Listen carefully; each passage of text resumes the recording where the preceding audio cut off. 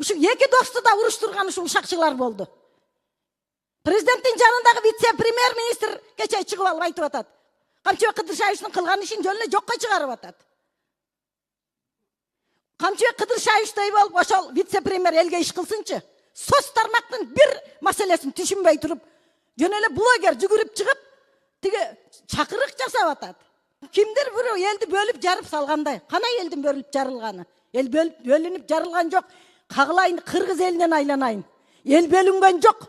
Элди бөлүп жарган, мо саясатты кылган ушул бийликтегилер болуп атат. Ошол вице-премьер элди бөлүп жарып атат. Чакырык жасап атат. Эки дос деп, мына эл эки дос деп эркелетип айтып коет. Жакшы маанисинде. Эки достун ынтымагындан бузгандар болду. Кана кимин Камчыбек Кыдыршаевичтей чегараны чечүүдө мен ошол вице-премьерлерге айтар элем.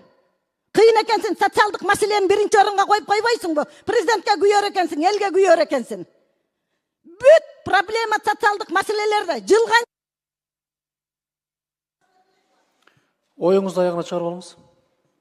Ошон үчүн парламент чоң аянтча президент менен Камчыбек Кыдыршаевичти ымалага келтирип, ынтымакка келтире турган ушул жербиз.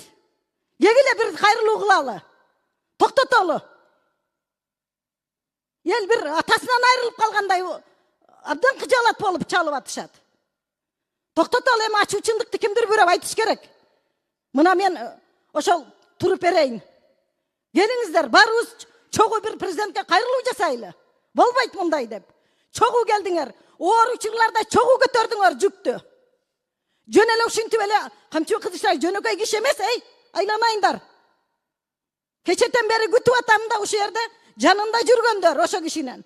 Бүт жыргалын көргөндөр жанында жүрүп. Бир гана Үмбеталы чыкты, рахмат Үмбеталыга. Мен кечетен бери ойлонуп атам, кимдир бирөө айтар бекен, жигиттерден кимдир бирөө мындай чыгып, ушул эки дос урушпаш керек, жараштыралы деген сөздү айтар бекен деп аттым эле кечетен бери. Снос деселе жапырт ошого ишене бербей, сноско даярданып башыңыздар керек. Анткени мына бизде Ош шаарында Абай көчөсүндө элдерди снос силердин үйүңөр коргузонодо турат деп туздурушкан. Байкуштар кышы менен ар жерде жашап, ошол жердеги калган 2 комната үйлөрүндө эптеп кышты кечирип өтүштү. А бирок ал жерде эмне бар дебейсиңерби азыр? Ал жерде коммерциялык точкалар. Мынандай коммерциялык точкалар түшкөн.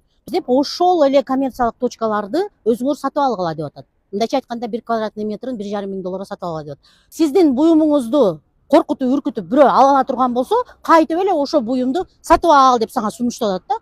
Бул акылга сыйбаган нерсе. Бул коммерциялык точкалар ошону менен кошо столовый инфекционный больницанын жанында курулган турат да.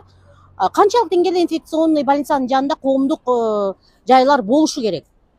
Булардын ошо салып аткан, базар салып аткандын ээлеринин уруксат кагаздары барбы? Санэпидстанциядан жана ошого окшогон уюмдардан.